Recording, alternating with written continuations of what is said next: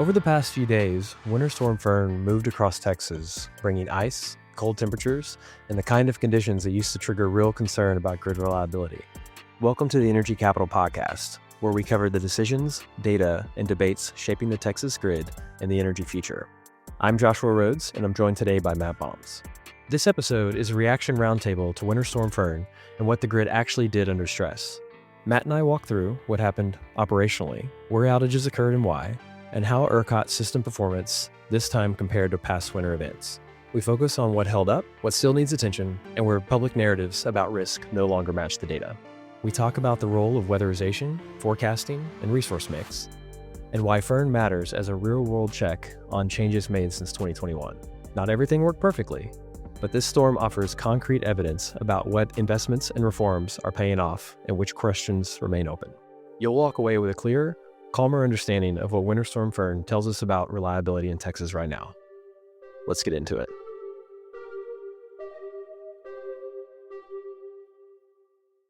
Hey, Matt. It got cold in Texas again. It happens from time to time. How'd you end up faring? We did just fine. We dripped our faucets, Josh, and we survived the cold weather. How about you? Yeah, same. We just, hunkered down for a couple days, just didn't leave the house. Where we were, it was mostly an icing event, right? So, yeah, did all right. But the media certainly came and called us a bunch, right? We were busy all weekend with interviews. Yeah, I did about a dozen media interviews kind of leading up into the storm and just after. And in fact, just got off one or two this morning. Yeah, a lot of people were concerned about like how the system was going to handle it. Is this another Winter Storm Uri? Yeah, what kinds of questions were you getting asked? A lot of Uri questions. I sometimes think there is a collective PTSD when it comes to Uri, which is understandable. And I think there is also like this intrigue and this genuine interest in energy whenever these winter storms come along. It's always so interesting, right, to like Yeah. hear the questions that people have, because like energy is mostly boring for most of the year until this kind of event Right. happens. We'll get into some of this, but some of the things like prices didn't show up that like they were in the day ahead that were, in the real time market. And it seemed like a lot of people were like watching ERCOT to see what was going to happen. And it was relatively boring. I mean, there's a little bit of like, tightness and scarcity and things like that happening, but it like wasn't a big deal. Yeah, it was kind of like, someone put bell peppers in the salsa, not jalapenos this time around. Let's make winter boring again. Well, so take us back to last week. So, Okay. right, it's Thursday. It's like 70 degrees outside. It's Yeah. 70 degrees outside. It doesn't feel like a winter storm is coming. But ERCOT starts kind of getting worried. And at one point, there was a Right. projection of 82 gigawatts, Yeah. Low 80s. Yeah. which I think would have been a winter record, right? So at one point, ERCOT, Right. the projections were looking very tight. Right. So take us through the weekend. Yeah, so I mean, like leading into the weekend, particularly talking to other media outlets, I think I was actually traveling, but I was traveling back to Austin. I was coming from the north, so I was like joking I was bringing the cold with me. So I was talking to other media outlets, like people were, asking about like how's the system going to hold up? We have projections of really high demand. How's the natural gas system going to hold up because of, we rely a lot on the natural gas system, especially during these winter events. How's that going to hold up? Because, basically nothing held up as well as we would have wanted it to during Uri. And, it's on people's minds. Like, what have we done? That was a question I got a lot is like, what have we done since Uri? Mhm. And how might that result in kind of a better system? I mean, I think my main responses were, I think we've done a lot on the power plant side in terms of like winterizing the power plants, doing better inspections, making sure that so a lot of times for these power plants, it's like if they trip offline for like a freezing issue, it can be something as mundane as like a piece of insulation on a water circulation pipe ripped, right?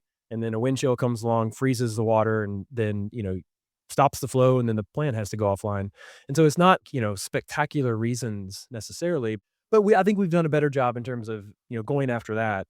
The piece that I was a little bit concerned on, given some of the information coming out of S&P and I think Wood Mac going into the weekend, was what about freeze-offs in the Permian for natural gas? Like, how's Mhm. that system gonna hold up?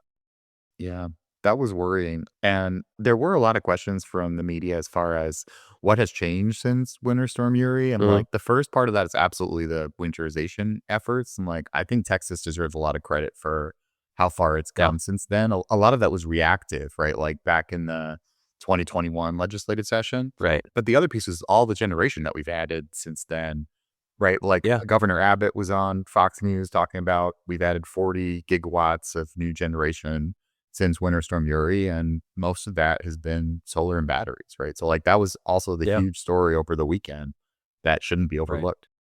You were talking to Will McAdams the other day, talking about how batteries can help during these like situations, right?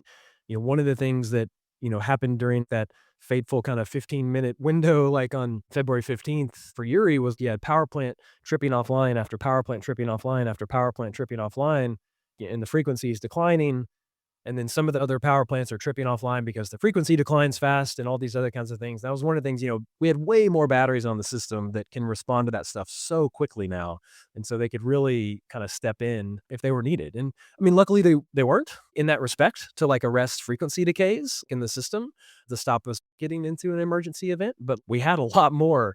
uh, what we went from just a couple hundred megawatts in Uri to we have tens of thousands of megawatts now. That's a big difference. Yeah, that's huge. And they peaked around 8 a.m. Monday morning. Right. I think it was around 7 gigawatts of discharge. Yeah. So what happened? Mhm. So battery storage showed up when we needed it, right? They were waiting for those price signals. And then we got that generation for batteries that were really needed. Like, if you look back at the data, batteries are doing most of their playing kind of before and after solar, right? And in winter, the highest demand hour is kind of that, right before the sun comes up. They always say it's always coldest before the dawn or something like that.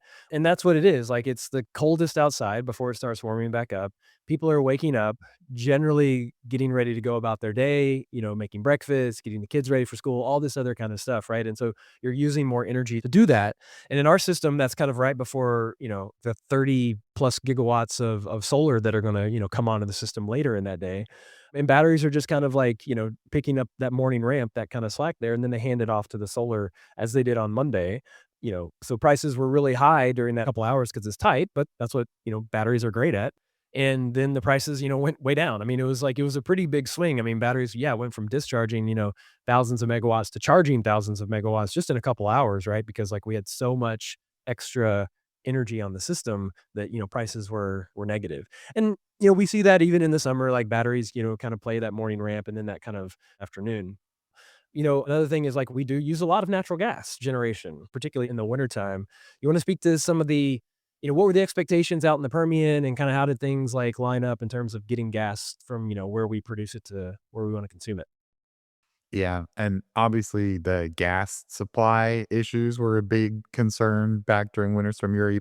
I think you can't really emphasize enough the role that batteries play. Like you really can't talk about it enough because you're right. Like we didn't have that technology at our disposal back during Winter Storm Uri, and Yeah. you can talk about it in the media, and I think that the media picked up on that.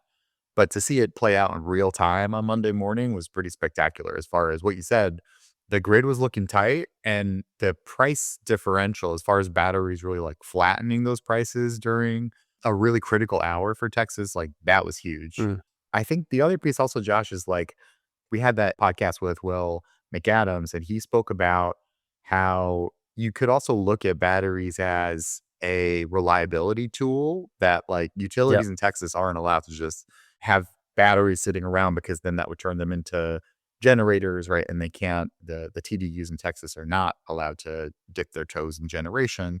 However, Right. if you look at them as a reliability tool, then like that's something that Texas should take a really close look at, right? Like, because you would want to have these batteries sitting around as a reserve in case you need them. We didn't dip into single digit temperatures last weekend, but what if we did, right? Like, what would that scenario look like, right? Because then things would have been a lot dicier than they ended up being, right? And we're still, we're recording this podcast at the end of January.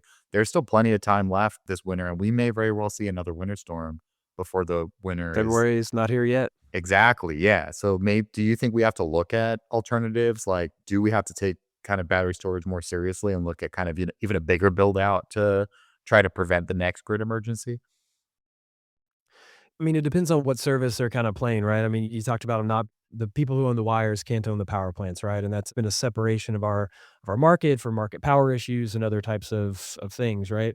There's one exception down in Presidio where like a battery was built because it was at the end of a very long transmission line that would go out from time to time, and it was way, way, way, way, way cheaper to build a battery than it was to like double up the line.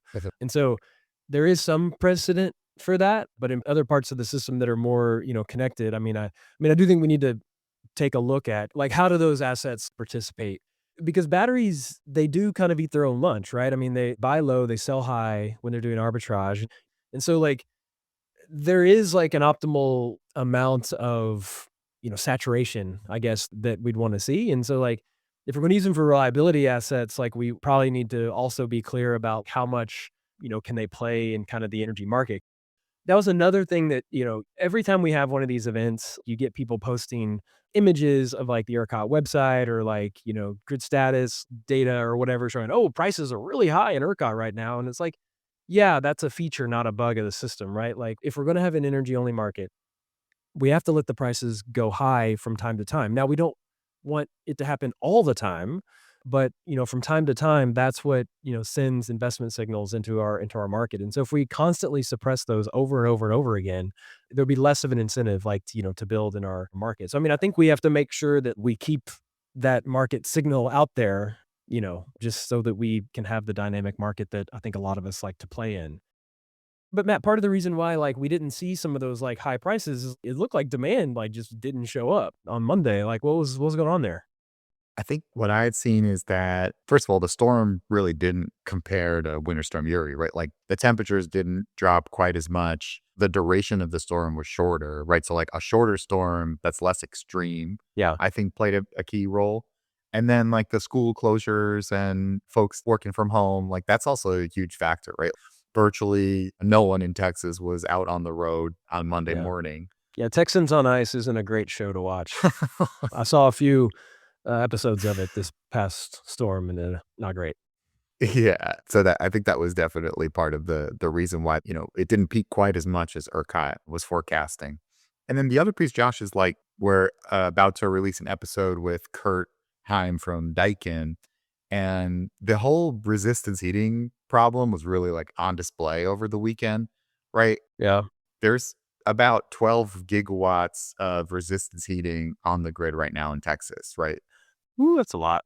Yeah, so to channel Doug Lewin here, if you wanted to solve the winter problem, you could pretty much just slice that peak demand by replacing all that resistance heating with heat pumps, Yeah. right? Like that would be like a really easy fix to the winter crisis that we seem to be having every year now, right? Like it's not like a once every 100-year storm Yeah. if you're seeing it every single year, right? Yeah, it's something like 60% of heating in Texas is electric. Mhm. Some of that's heat pump, yeah, a lot of it is electric resistance, and I think it's got the further south you get in the state, the higher percentage of electric resistance heating, because it's so cheap. An electric coil that just, like, fits into the ducting system, that may pull as much as, like, 5 homes worth of air Mhm. conditioning. You got 1 home consuming what 5 homes do in the summer for air conditioning just for, like, heating during those times. It's because it is so cheap, right? And, like, you do the calculations on, like, well, if I'm only gonna use this a couple times a year, what's the cost benefit of that? I think that's where, like, things like, minimum efficiency standards and things like that can, really kinda come in and help with that. Because, like, if you already have an air conditioner, you can easily have a heat pump, right? It's just like it's basically the same It's machine the just same running in thing. reverse, Mhm. right? Yeah. But it just you need some different valves.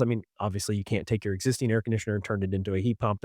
You'd have to replace it, but these machines break, and as they're replaced, I really think it'd be good on the state to go for heat pumps because they're so much more efficient. Yeah, it's a drastic difference, and the break even on a retrofit is like from 1 to 2 years. You're not looking 10, 15, 20 years down the line to recover the Yeah. cost. And you're right about resistance heating being extremely cheap until a winter storm comes and you have to pay the electric bill, Ah, right? fair Because like point. a Yeah. lot of folks are about to see those bills, and it's unfortunate actually that like so many Texans have to pay for the Yeah. cost of resistance heating and not even knowing really what they signed up for. Because a lot of folks move into homes that already have resistance heating built in, and you Yeah. kind of just stuck with what you have, right? It's not a choice for a lot of people. Yeah, that's a really good point. Yeah. Yeah, a lot of times when people are installing these things are going after the cheapest thing, it's because it's a rental unit or other types of stuff like that. It's like they're not the ones paying the total cost of ownership, as it were, of these Yeah. systems. And like you mentioned, the building codes, like the builder is just gonna meet the minimum standard of what the building code says, right? So they're just trying to Right. cross Yeah. that bar, and most of the time, across Texas, that's resistance heating. So that's how you end up with what we have now, which is If there are even codes, right, out there, right. Mhm. like, Exactly. in Yeah. some parts. Right. Yeah. So that's an easy fix, right? Like you can solve the resistance heating problem. What else in your mind can we do to make winter boring again? To circle back to, like, the gas question, just for reference, it was a big deal during Winter Storm Uri. I think, like, for a day or 2, like, we lost about 85% of our, production of natural gas, like, out in the Permian, and that's because in the Permian is what we call, like, a wet gas, right? So whenever we produce gas, there's also liquids that come up with that gas, and if those liquids hit a, frozen steel wellhead, they can form an ice dam and stop the flow of gas, and because in Texas, we have a just-in-time natural gas delivery system where we're constantly producing it from wells, processing it, compressing it, putting it in pipelines, and pulling it out of pipelines to use. Like if any part of that goes down, that can, result in a lot of our, generation. We get on 45% of our electricity, on average from natural gas, and a lot of home heating, the other 40% or so of that home heating is mostly natural gas, right? And so like going into this, event, we kinda had that in our minds, like, "Okay, how is the system gonna hold?" And it seems like we lost about 11% of production or so it wasn't near as bad, but as has been noted, like, it didn't get as cold, didn't get as deep. If it had been as bad as Uri, like, I'd be a lot more worried right now, but, I mean, as long as we're still reliant on natural gas, like, during these events or, like, we need it there, I think it would be good on us to still be pushing for more information about the system, right? It is still so opaque, and particularly the intrastate, the pipelines that don't leave Texas. We just have so little information about how that system operates relative to like the electricity that also stays within our state. It's always an open question how things are going to go. It seemed to, not be as bad, this time around. Is that what you saw too? Yeah, and I think the biggest misperception, maybe not with our audience here because they're so fluent in energy, but when you talk to the media, energy is so politicized these days, like every other, topic. So Yeah, a lot of times it's just like one technology pitted against another. sure. And generally speaking, like folks sometimes can buy that narrative and think that, one energy is better than another. All of these different technologies work in tandem. And like we just had the best Yeah. example of that during the winter storm, right? Like solar peaked at 25 gigawatts, wind peaked at 18 gigawatts, batteries discharged 7 gigawatts during that critical hour. So, and natural gas also played its role. So it's like, it shows other states and other parts of the country that like Texas is actually building the roadmap of like how to build a diversified energy grid, right? Like that's in my mind the biggest difference between 2026 and 2021. It's always important to think of it as like a system, right? Everything has its role to play. And like, we don't want to put all of our eggs in one basket, right?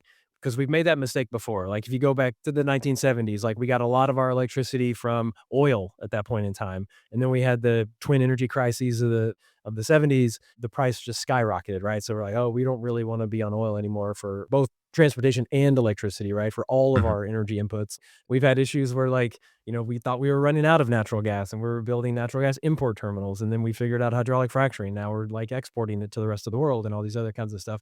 But then we saw during, 2022 when Russia invaded Ukraine, the price of natural gas, tripled. And that, put upward pressure like on the price of electricity. And renewables during that time played a critical role in acting as a hedge against the high prices that otherwise would have been looked at. I mean, some of my own research has showed, renewables have saved tens of billions of dollars in electric wholesale costs, since we really started building them in earnest. And I think plays such a good role now in keeping costs low. And then like paired with batteries, like, I don't know about you, but like there's all this other stuff I was seeing come across like in the media, well, more in social media, I guess. It seemed like people were already writing after action reports while the action was still going on. I don't know. Did you see any hot takes that turned out to not be so great? Yeah, for sure. There was one tweet, I think it was like the 9 p.m. hour pointing out there is no solar on the grid, solar ghosted Oh, the shocker, the grid. sun went down? Yeah. So yeah, it really does point to like a lot of just, Every single day, man, with shocking regularity, I mean, just it's yeah, wild. it is wild. And I hope we move past that. Like, I genuinely hope we can just have grown up conversation about energy, right? And Yeah, there's nothing better than a diversified grid. And all of these yeah, technologies are exposed to extreme weather, right? Like, there's no question that like we need to keep weatherizing and winterizing and diversifying, and that's yeah, how we're going to meet the needs of the grid moving forward, and decentralizing because folks who are lucky enough to have backup power and batteries yeah, in their garage and generators in their backyard, like generally speaking, they're the ones who are going to make it through a winter storm, right? Because they've got a couple of yeah, extra cards in their pocket that they can play, right? So the question in my mind is like, how do you make those technologies more affordable for folks who can't currently afford yeah. them? Mhm. Yeah, no, it's a great point. I've got family out in East Texas, and that was actually part of the state that did get hit with, like, the ice that, like, Yeah, got on the tree limbs and knocked down onto the distribution network. The central part of the state, like, it had already gotten cold enough, most of it fell as sleet. It ended up being really icy road conditions, and I actually came across, someone who'd run off the road and hit a power pole. So, I mean, it was like, which happens more than people think. But the eastern part of the state got kind of that classic winter Texas ice on, trees and knocking them down. And I had family who were like, out of power for multiple days, but they had backup, right? And so they were able to like have, the energy that they needed during that time. And, to our point on things like act as a system and having a grown up conversation about this, I will use a very dumb metaphor, how I've been talking about this. I've actually pitched this to many, many media outlets and no one has printed it. So I'll see if I'll get it past our editors. But like a lot of times you get these people talking about, oh, if like just all had coal or all had, nuclear or whatever, like, makes a whole bunch of power, reliable and all this other kind of stuff. And it's like, yeah, but it's not always the case that like one thing is cheaper than two things. Take traditional thermal generation or whatever versus like, renewables and storage or other types of stuff like that, right? It's not always the case that the one thing is always gonna be cheaper than the two things. I mean, I think people in their head think, "Oh, one thing can do it all, that's gotta be the cheapest way of doing it," and it's like, no, not necessarily the case. And here's the metaphor, right? I don't know if that's actually a metaphor. I'm not an English major, I was an engineer. But whatever. It's like sometimes two things can be cheaper than one. You could probably spend less money on a car and a boat than you would on a duckmobile, right? So a car can get you down the road, a boat can get you, across the water. You could buy a duckmobile that will do both, but it's going to be more expensive and probably not do both of them great, right? I don't know if you've ever ridden in one of these things as it's like gone on. It's like yeah, not the they're most comfortable clumsy. of Mhm. ride or the best boat, out there. So it's like this is a concept of like, two things can be cheaper than one sometime, and the diversity that you get with that can be super helpful. I mean, I did an analysis, like, after Uri one time, it was, like, the summer after, where we just looked at like, and for reference, like, during Uri, we had something like 300 megawatts of solar on the system or something, like, it was, like, nothing. And I looked at what if we had had 10,000 megawatts of solar, like, online during the system. I did this, report for Grid Lab. It wouldn't have, like, gotten us through, like, the entire event. It wouldn't have, like, taken care of all of the outages, but the amount of energy that it would have put on the system, I am pretty sure would have allowed the outages to roll during that time.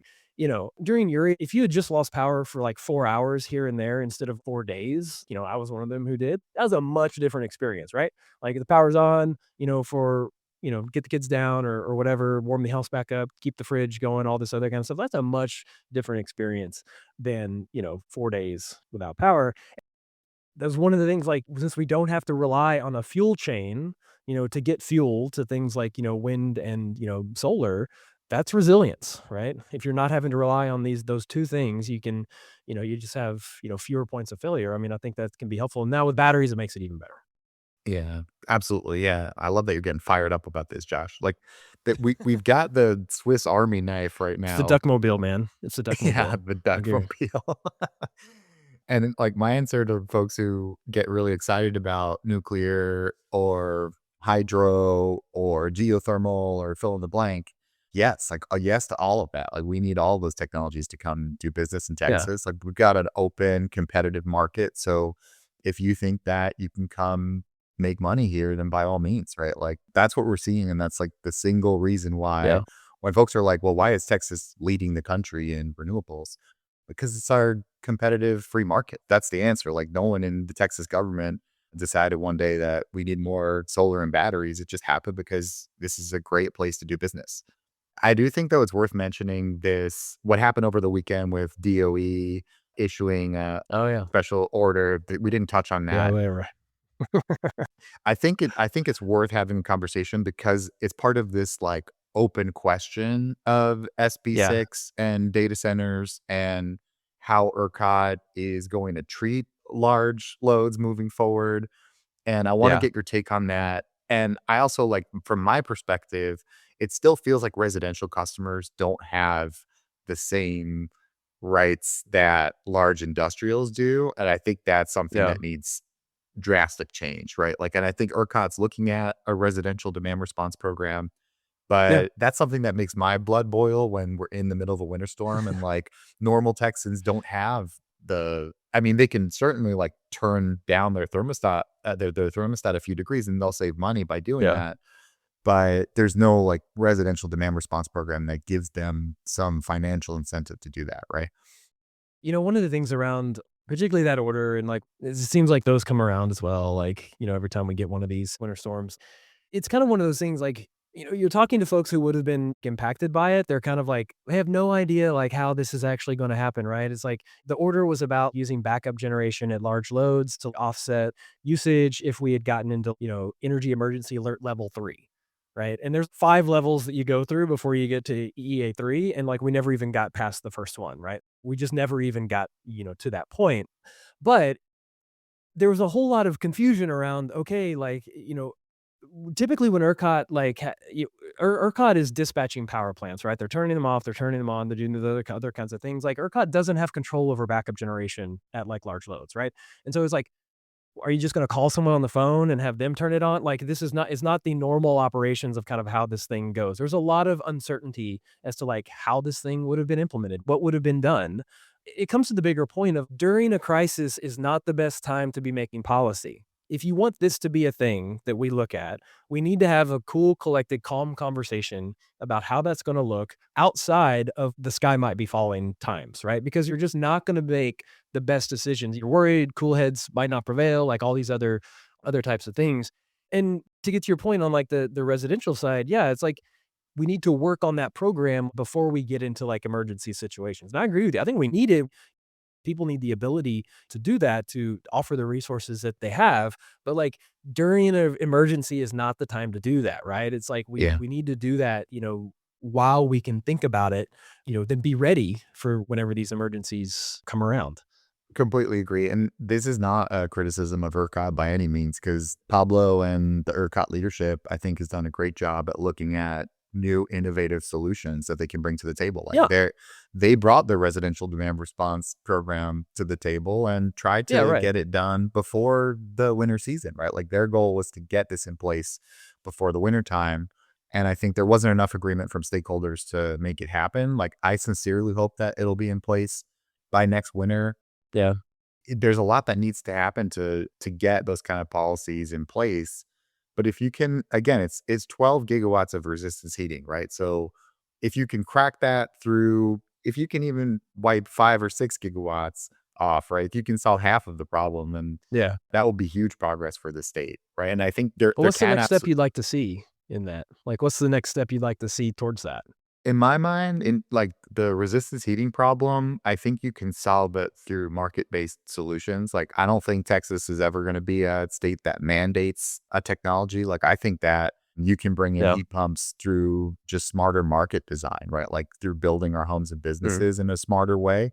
I also don't think it's more expensive necessarily than like traditional resistance heating, right? It's just for the most part, it's doing business as usual. Like you said, these are Mm. just normal HVAC systems with reverse valves in them. So it's a question of like, can you convince the private sector that this is a smart business choice, right? And then on the residential demand response piece, it's like, I think the retail providers are absolutely interested. Like, why wouldn't you be? If Mm. you're a rep doing business in Texas, you absolutely want the incentive to work with your customers and have the financial incentive to persuade your customers to turn that thermostat down a couple degrees. And the opposite is true in the summertime. Like you want to work Yeah. with your customers to do the opposite. Like there are innovative retail providers out there that are already executing those programs, right? But the financial incentive is still pretty small. So like the key piece here when you talk to the retailers is how do you make it worthwhile for the customer to change their behavior, right? That's what it all comes down to. I mean, if you give me 20 Yeah. bucks a month, I might do it. But if you give me 100 or 200 a month, I will definitely be participating in that program, right? So there's a threshold that I think that people will feel comfortable giving up control of their thermostats, or at the very least changing the way that they consume energy. Yeah. I would change my behavior for that too. Yeah. That's not a small sum. And we've come a long way, Josh, as far as like technology too, because in the Yeah. summertime, like you can pre-cool your home when energy prices are cheap. So you won't even notice the difference. Like if you're out and you come back home at like 6, 7 p.m. on a hot summer day, that Yeah. house will already be pre-cooled. So it's not even a comfort issue anymore, right? Like you won't even notice a difference. Yeah. I think I had a smart thermostat one time that was doing that kind of thing. And yeah, I mean, I think it was only one time my schedule was different, right? It was a little bit different, but most of the time, like it had no impact on me personally, but definitely was better for the grid and the bill at the end of the month. Totally. Well, I guess it's time to wrap this up. Do you have any final messages of hope to try to get us through the rest of the wintertime? Yeah, I mean, Winter Storm Uri, that wasn't, but, as we're recording this episode, it is not February yet. So it may get cold in Texas again. And if it does, I'm sure we and a lot of other folks will be talking about it. Keep those faucets dripping, right? Yeah, that's right. Open the cabinet. So I've got a young child at home, so we just baby proof like the house and stuff. And so we have like locks on the cabinets. So we're like keeping the cabinets open, but we have locks on them. I don't know. It's really hard for me to get the cabinets open. So I think they're more Josh proof than they are like baby proof sometimes. So that was a bit of an issue in terms of trying to get the cabinets open, but we survived. We figured it out. We did not freeze. We made it. Yeah, Texans we on made ice. I love that. Sounds like the next production over at the Moody Center. it. Stay warm, everyone. Thanks for listening. We'll see you next time. Sounds good. See y'all later. Thanks for listening to the Energy Capital Podcast. If today's conversation helped you make better sense of how the energy system actually works, share the episode with a colleague and hit follow on your podcast app. You can find us on Apple Podcast, Spotify, and all the usual platforms. For deeper analysis and context each week, subscribe to the Texas Energy Empower at texasenergyempower.com. That's where you'll find every episode, every article, and our latest updates. We're also on LinkedIn, X, and YouTube, where we share clips, insights, and ongoing commentary on energy policy, markets, and the grid. Before we go, a quick note. The views expressed on this podcast are my own and do not represent the official positions of the University of Texas, Idea Smiths, Austin Energy, or Columbia University. A big thanks to Nate Peavy, our producer. I'm Joshua Rhodes. Thanks for listening, and we'll see you next time.